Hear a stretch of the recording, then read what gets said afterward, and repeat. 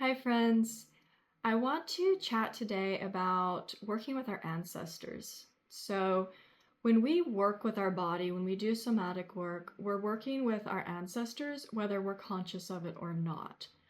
Um, and this is because our body is physically the aspect of us that is our ancestors, right? This body, this aspect of us that is the physical aspect of our being, it's also the part of us that we inherited from our ancestors. And we carry the DNA, we carry the material that made up not only our more recent ancestors, but our non-human ancestors as well. We carry all of that inside of us, right? So human and non-human ancestors. We carry their genetic material, we carry their experiences, and it's important to understand that when we work with the body. Yeah. And it's also important to understand that the experiences of our ancestors are actually what inform a lot of our subconscious patterns and core beliefs. And some of this is experiential. And that means that some of it is because we observed our parents doing certain things. We observed our grandparents doing certain things. We carry certain patterns and core beliefs because of the experiences that we had growing up, that, the experiences that we had with our primary caretakers, right? And those are both, positive and negative experiences that inform our core beliefs and our patterns. Yeah.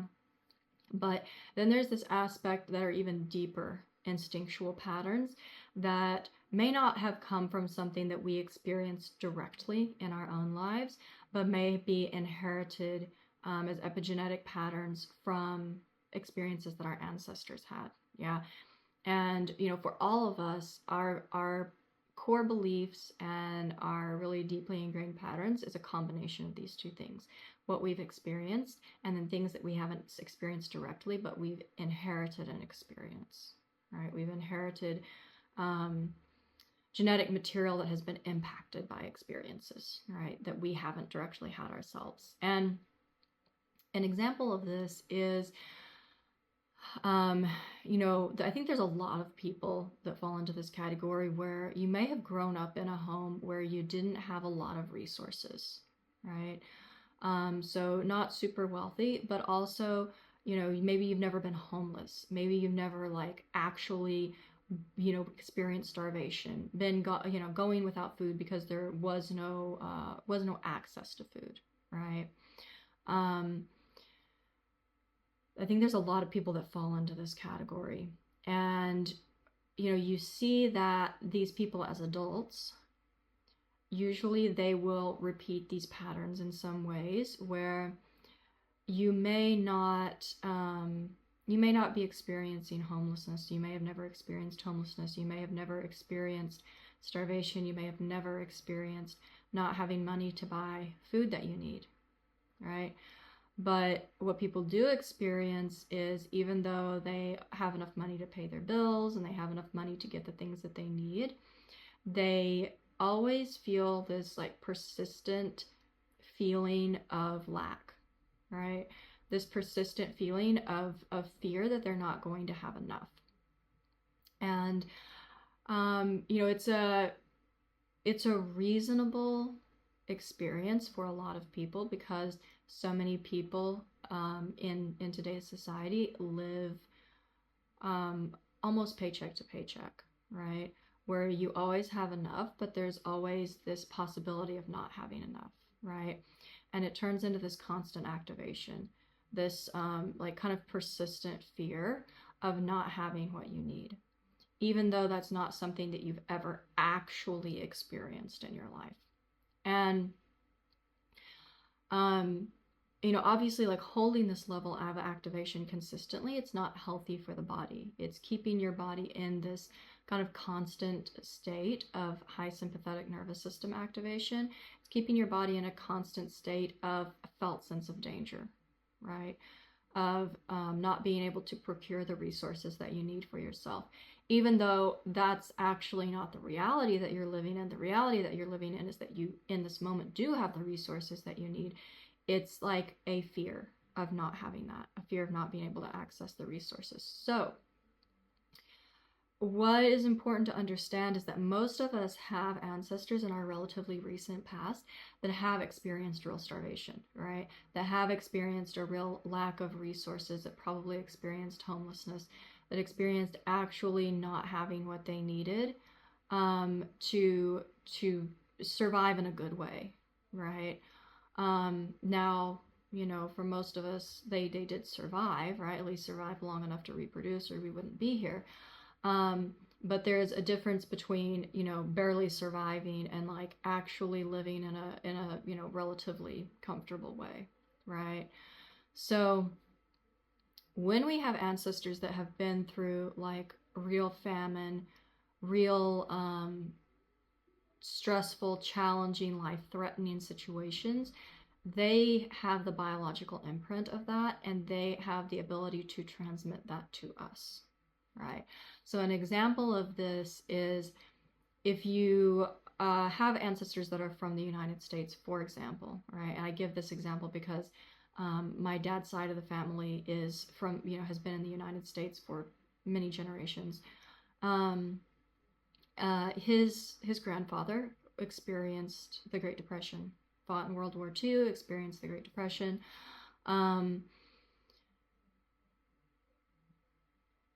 Even though I didn't go through that myself, right? I have never experienced actual lack of resources in the way that the people that went through the Great Depression did, right? Actual starvation, real lack of access to food and resources. I saw the impact of that in him, right? I saw all the cans of food in his pantry, just stacks and stacks and stacks, right? The ones that had like burst open because they'd been in there for so long, like freezers full of food from 30 years ago, you know, never throwing anything away, things like that. And you witness that, right? And then obviously that has an impact on his children, and my parents, right? And this is an example of that, where even though I've never experienced that, I in some ways got to experience these core beliefs through interacting with him, through interacting with my father, you know, who was a little bit closer to that. And then there's this other aspect of it where we actually inherit the biological imprint of going through that experience. So even though we didn't go through it, we inherit the biological imprint of the experiences of our ancestors. Okay, and this is, you know, there's plenty of science out there around this, and you know, this is like a real biological thing. So what this means is that when we work on ourselves, we are working through not only our own experiences, but also the experiences of our ancestors. Yeah. And this may seem really overwhelming when you think about it, because if we think about the experiences of our ancestors, right? You know, we have our more recent ancestors, and then, you know, as we go back, the family tree just gets bigger, right? It expands like this. Those of us that know our ancestors, know our recent ancestors, know some of the stories around our recent ancestors, we may think about this and think like, wow, there's so much to unpack there, right? Like there's just so much trauma, there's so much that they've been through. And, you know, this is true regardless of where in the world your ancestors are from. So what I would encourage you to do, if that feels very overwhelming, is just to really drop into the fact that when we work with the body, we are in a lot of ways bypassing stories. And the thing that's overwhelming lots of times is just the sheer number of stories that comes at us when we begin to think about the experiences that our ancestors have. And when we start to work with the body, we start to realize that these stories, they actually condense down into a handful of core feeling sensations and emotions within the body. And those emotions can be overwhelming too, but there's not as many of them as there are stories. Okay. So this is why it's really important to begin working with the felt sense of the body rather than the associated stories. And sometimes the stories can be helpful to our rational mind, right? To like put a rational story around something that we're experiencing and how it may have traced back to something that one of our ancestors experienced. But we have to understand that these stories are endless, right? Endless. The further that we go back, the wider that family tree gets, and it's just story after story after story after story. And if we try to process like one traumatic story at a time, we're going to be doing this for the rest of our lives, and we're never going to get through all of it. Yeah. So the invitation here is just for us to really like drop in and understand that the core of this is not the story. There are stories that could be helpful along the way. The core of it is the felt sense. Okay. The story is just the mind's way of creating a reality around a felt sense that's inside the body. Okay. It's the mind's way of interpreting these feelings. So most of us that are carrying around a lot of limiting beliefs, right? And these limiting beliefs that, are ancestral in one way or another. We have to understand that these limiting beliefs, they're protective, right? And they came in to protect either our ancestors, or us, or both, most of the time both. Many of us grew up in situations where it was necessary for us to take on these limiting beliefs in order for us to be accepted into our households, right? In order for us to be accepted by our parents and for us to be safe and taken care of. Yeah. Some of this comes from abuse. Some of it just comes from the fact that our parents are not fully enlightened, right? And they don't know how to hold space for a lot of their own feelings and emotions. And so we have to squish ours down so that we're not overwhelming to them. Yeah. But understanding that a lot of these limitations that we carry inside of us, a lot of these energies that are stuck in patterns that are limiting, they're protectors. And that's their function for us. And that was their function for our ancestors. So when we begin working with all of this, right? When we begin working with the body, when we begin working with the ancestors, it's just important to realize that first, we need to work with the felt sense more than the story. And two, that these limiting beliefs, these limiting patterns, and these felt sensations that are really uncomfortable in our bodies, they're protectors. They didn't come here to harm us. They're not demons. They're not things that need to be exorcised. They're things that have taken on like some pretty gnarly energy forms because that's the form that they needed to be in, to give us the protection that we needed or our ancestors needed at one point in time. Okay. And we also have to understand that when we start working with these energies in this form, that many times these energies have been in this like pretty gnarly form for a very long time, and that we're not going to get rid of them through mindset practices or quick fix nervous system hacks. That is like shooting a dragon with a dart gun, okay, or like a Nerf gun. It's just like wildly ineffective, and if anything, it can just make the problem worse if you just do it over time, right? It's kind of like poking the bear with a stick. So understand that that's what we're dealing with here. These energies, think about these energies as something that maybe protected generations and generations and generations of your ancestors, right? These energies have taken on forms that are very wise, very tough, very protective. You're not going to, transform them or shoo them out with a fancy smanchy nervous system hack. Okay. These energies were able to keep us and keep our ancestors alive because of their strength and tenacity. So understand that that's what you're dealing with. When you really get to the root of these core beliefs and patterns that are limiting us, we're dealing with things that are very strong.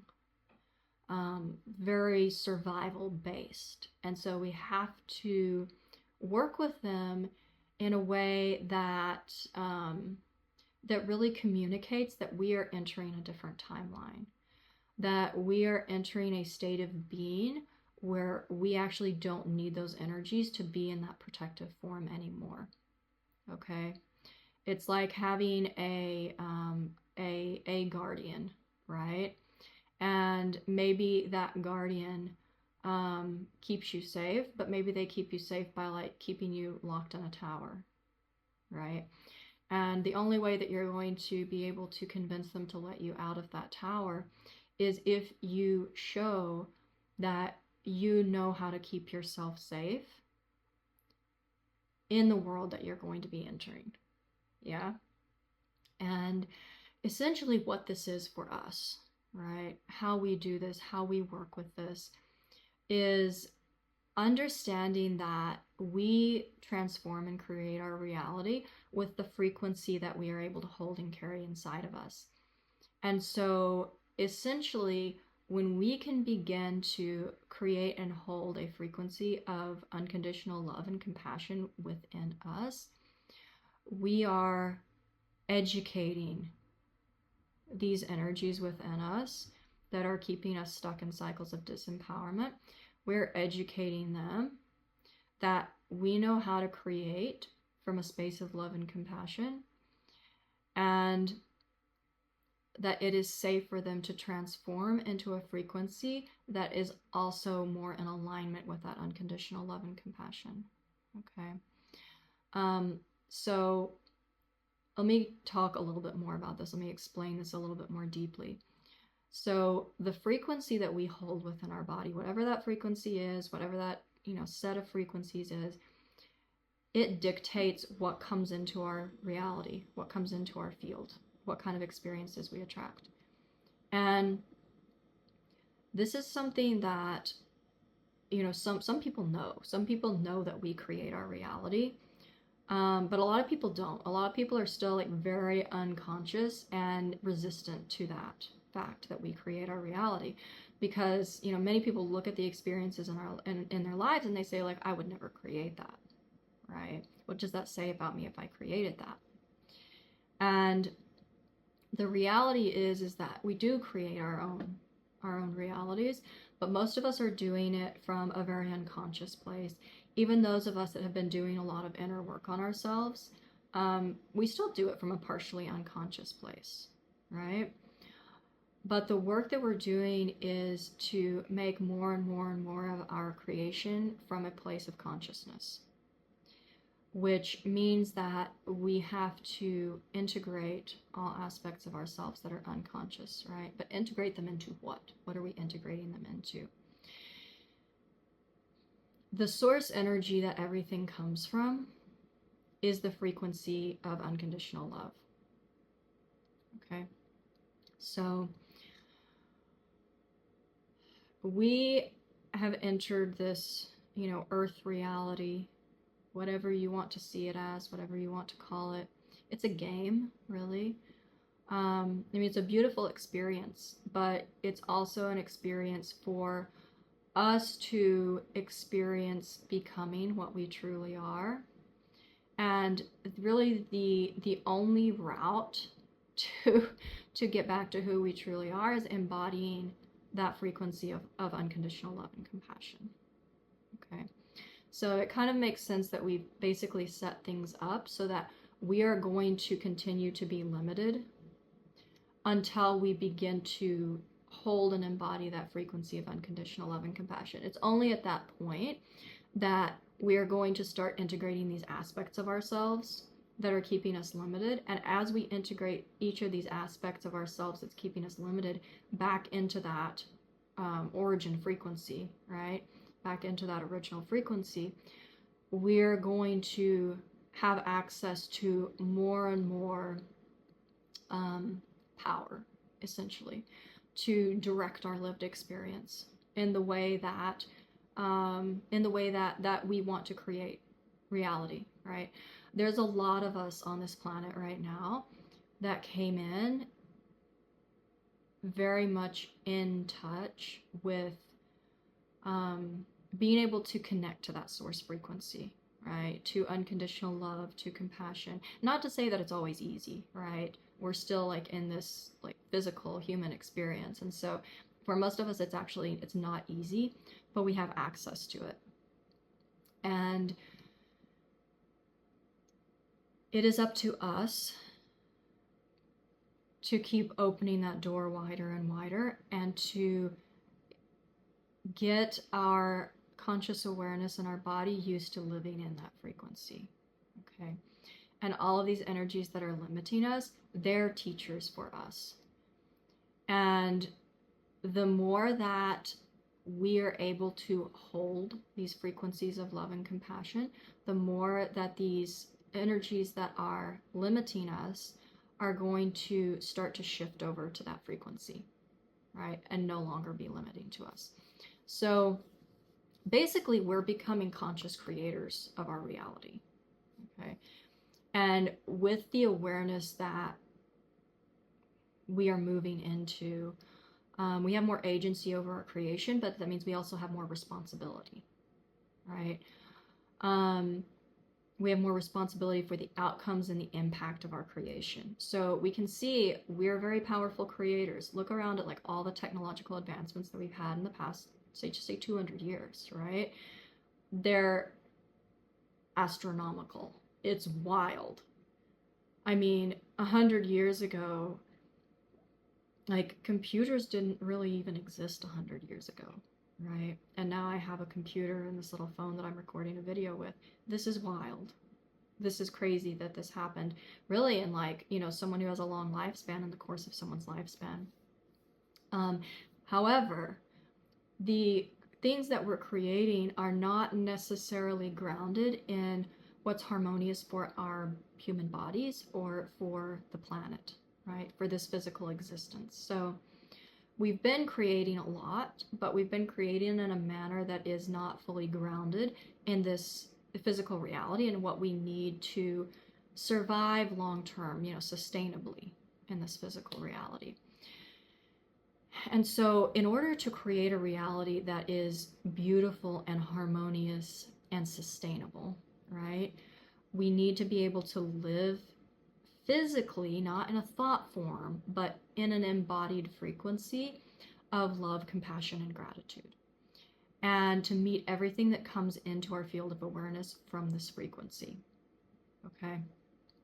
And when we do that, if we're able to embody the frequency where it's not a mental construct, it's a lived experience, then everything that comes into our field, we will be able to harmonize into that frequency of love, of compassion, of gratitude, right?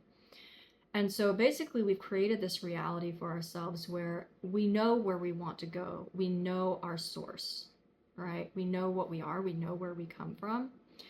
And we've created a reality for ourselves where we have to embody that frequency in order for these energies that are giving us so much grief to actually transform, and for us to be able to live in a peaceful and harmonious way, right? So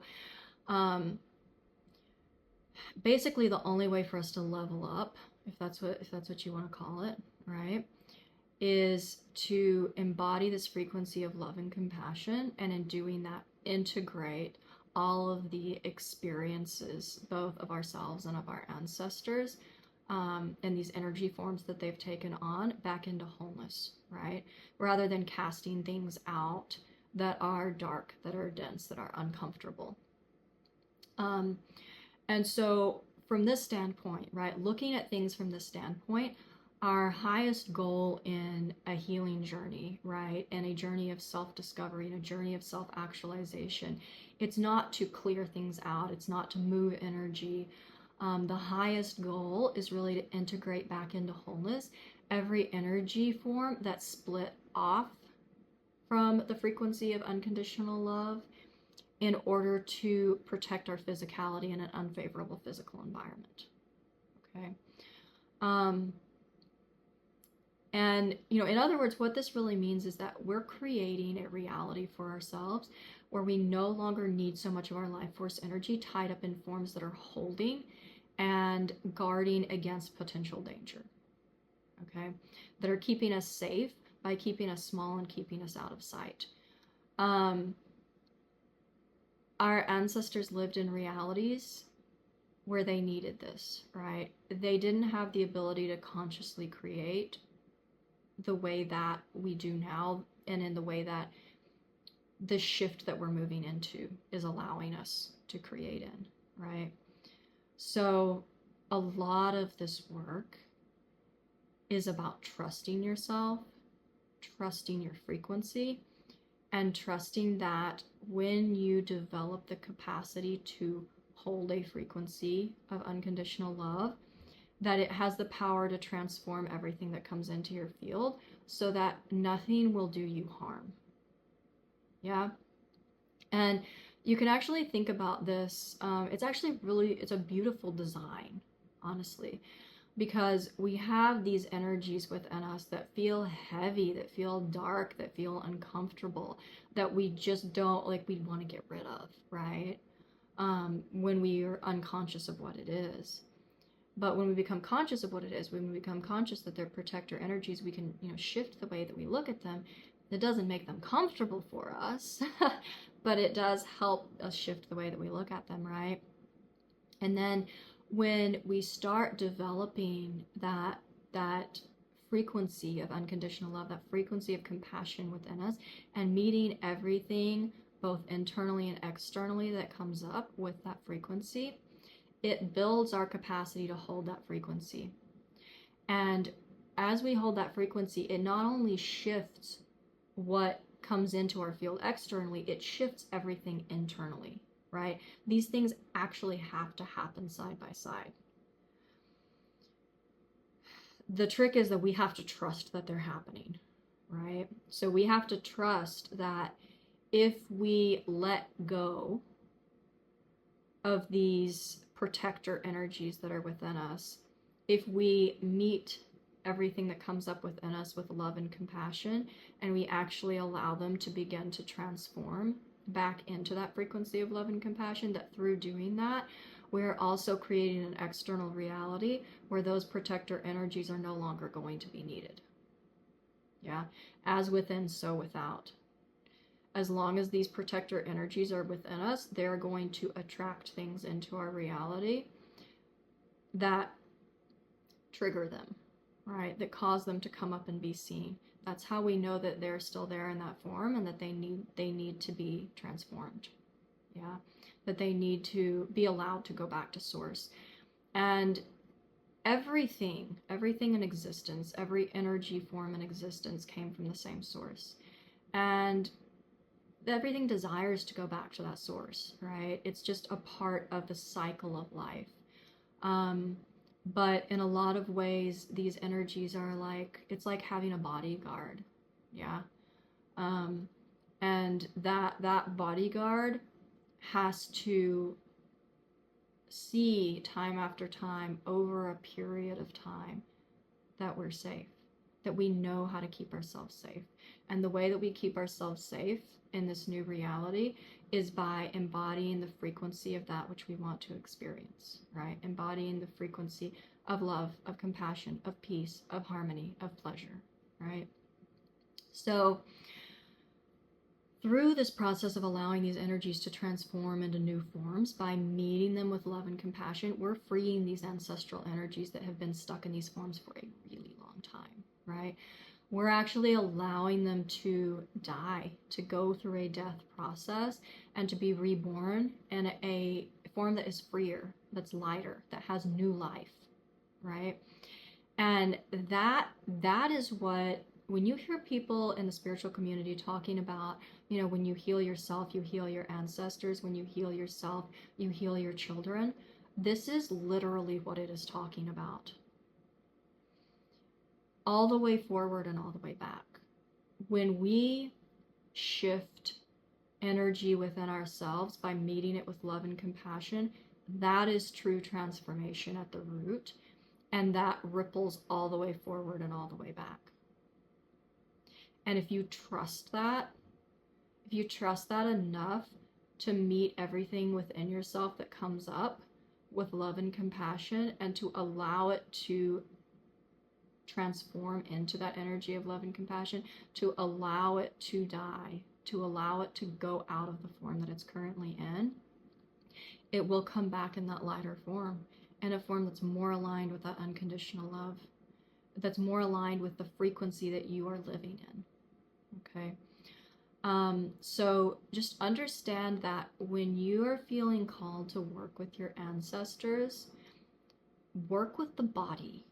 There is a lot of really beautiful rituals and, different practices that you can use to work with your ancestors, and, do those, right? Rituals are important, but rituals themselves are not going to get to the root. The root is in the feeling. The root is in the body.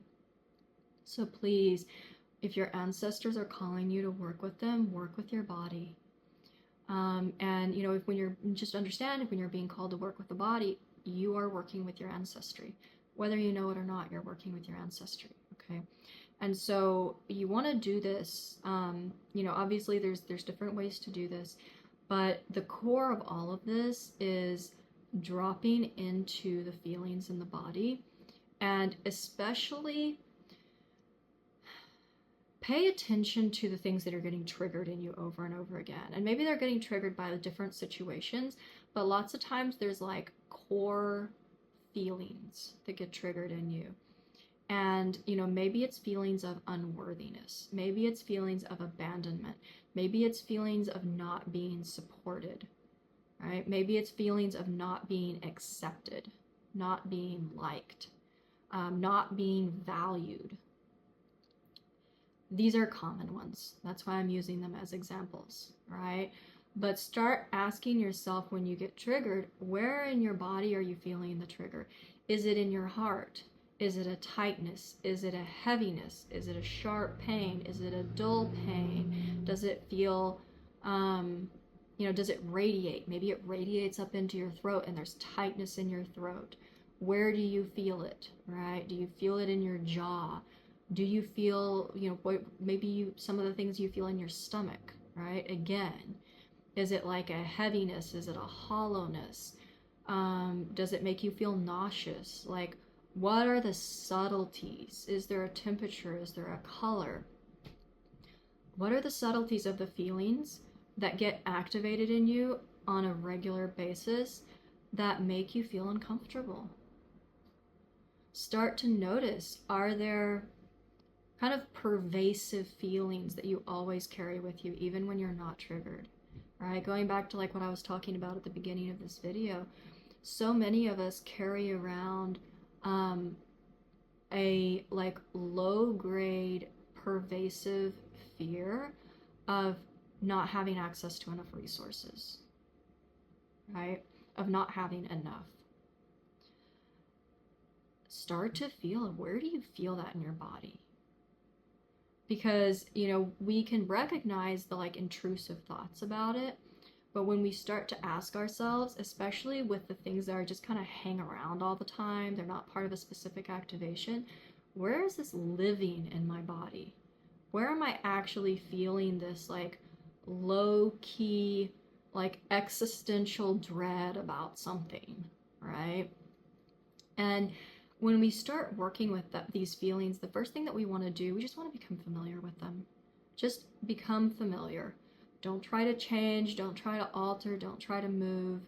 Just notice what's there. Like, you actually want to build a relationship with these feelings before you like start to play with them, right? It's like building a relationship with a person. You don't go in and like start love bombing them on the first day. It's just not, it's not good practice. You don't do that. So get to know them.